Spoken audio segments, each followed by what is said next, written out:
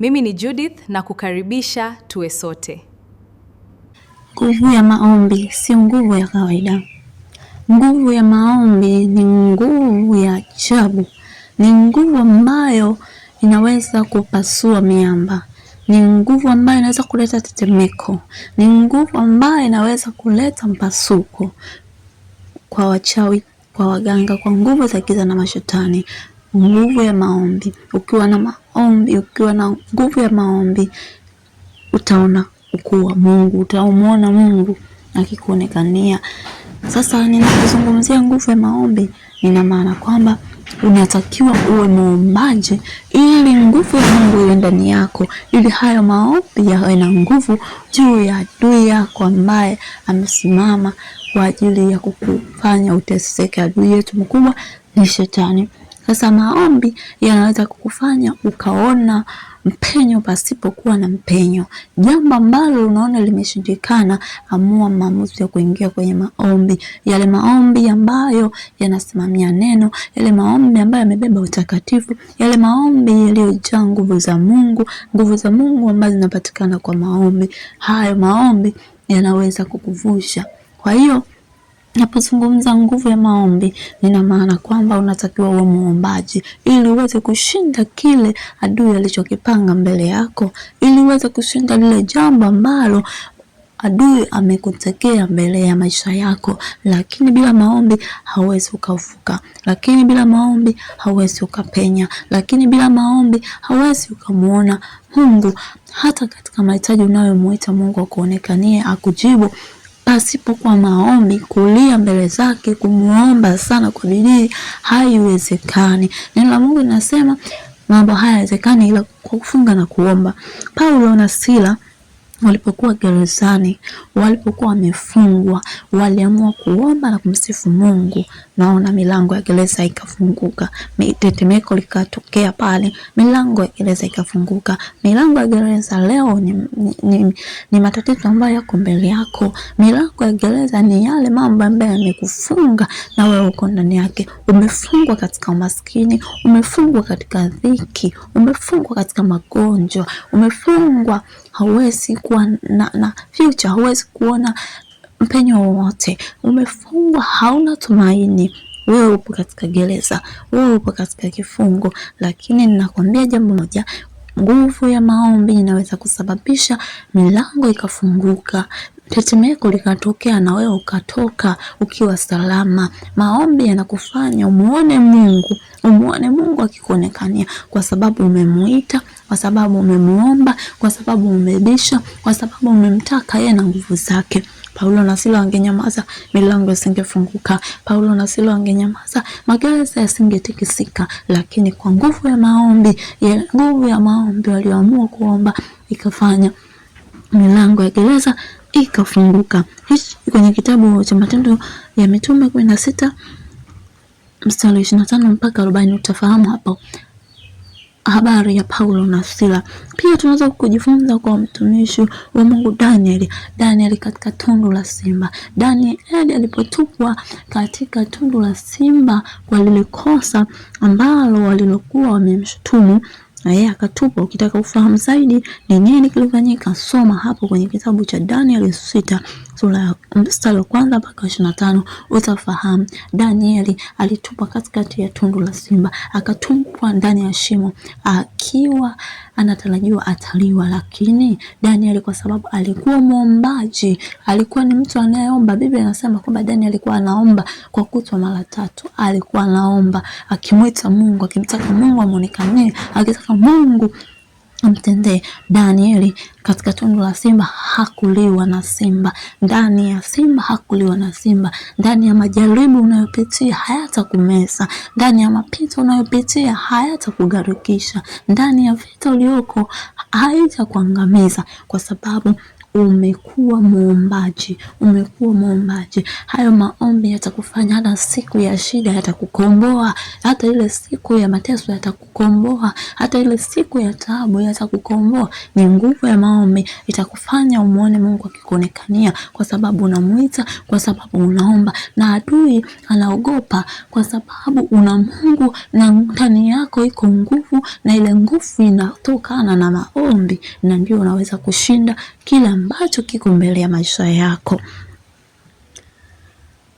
Unaweza ukaomba, ukaamua kuomba kimjini mjini. Watu wanaomba asubuhi. Kuna mtu alikuwa akiamka asubuhi, nikaa ninamtazama, nilikuwa sehemu fulani, anaamka anasema, oh Jesus, thank you Lord. Akimaliza hapo, huyo anaondoka. Jioni anamshukuru Mungu, anasema, oh Father, your God is good. Thank you my Father, alone be worshipped. Oh my Savior, thank you. Huyo anaenda zake kulala. Sasa nilimtathmini nikasema, hivi anamfahamu adui au anasikia? Nikagundua kwamba hajafahamu kwamba nguvu ya maombi ndio itamfanya atoke mahali alipo. Inawezekana unaota ndoto nyingi za kukabwa. Inawezekana unaota ndoto za kwenye mashimo. Inawezekana unaota unagarikishwa. Hebu amua kuomba. Amua kuomba. Omba Mungu. Omba Mungu mchana na usiku. Zingatia maombi kama nilivyokuwa nimefundisha kwenye masomo ya nyuma. Zingatia maombi yako yakuwe katika neno. Zingatia maombi yako yamebeba utakatifu. Zingatia maombi yako yawe na nguvu za Mungu. Halafu omba kisawasawa, kuwa mtakatifu. Simama katika neno, mtake Mungu na nguvu zake. Hakuna kitu kitakachokuja kukukaba katika maisha yako, bali utamwona Mungu atakuonekania. Wakija watesi wakulishe chakula, wakupe chakula usiku wa manane, wewe unakikataa kile chakula kwa sababu tu una nguvu ya maombi. Kwa hiyo hapa ulipo unaweza kutoka kwa sababu ya maombi. Hapa ulipo unaweza kuamua kubaki au kutoka. Ukiamua kutoka, anza maombi. Ukiamua kubaki, acha maombi. Lakini utaombewa. Usipokuwa unaomba na wewe, adui ataondoka kidogo kwa ile nguvu uliyoombewa na yule mtu wa Mungu. Alafu baadaye kidogo anarudi, kwa sababu neno la Mungu nasema pepo limtokapo mtu linakwenda, afu likirudi linarudi zaidi ya vile. Kwa hiyo ukiomba utapewa. Ukimtaka Mungu na nguvu zake, utamwona Mungu akikuonekania. Usipoamua kutaka maombi, utabaki kama ulivyo. Ukiamka omba, ukilala omba, kila wakati. Mwingine alisema kwamba niliomba asubuhi, kwa hiyo siwezi kuomba tena mchana. Nilimwambia Mungu alinde njia zangu, alinde kila kitu changu, nilinde kutwa nzima mpaka jioni. Kwa hiyo ninazama ya kuomba jioni. Hapana, Daniel aliomba kuta mara 3. Tunatakiwa tuombe kila wakati. Maombi yamsifanye tukeshe, nafsi zetu ziwe ziko hai, maisha yetu yawe hai, ni kwa sababu ya maombi. Tukiwa waombaji tutamuona Mungu, pia tukiwa waombaji tutamshinda adui, tukiwa waombaji tutaona nguvu ya Mungu, na ule utakatifu na upako utakuwa pamoja na sisi. Ile nguvu ya Mungu itakuwa pamoja na maisha yako, ile neema ya Mungu itakuzunguka. Lakini usipoomba hautamuona Mungu katika maisha yako. Kwa hiyo unatakiwa umuombe Mungu, naye Mungu atakupa haja ya moyo wako. Unatakiwa muite Mungu, naye Mungu atakuonekania na kukujibu. Omba tu kwa neno la Mungu.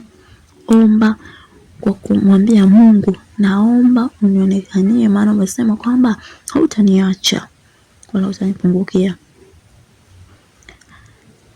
Kwenye kitabu cha Matendo ya Mitume sura ya 3 mstari wa 2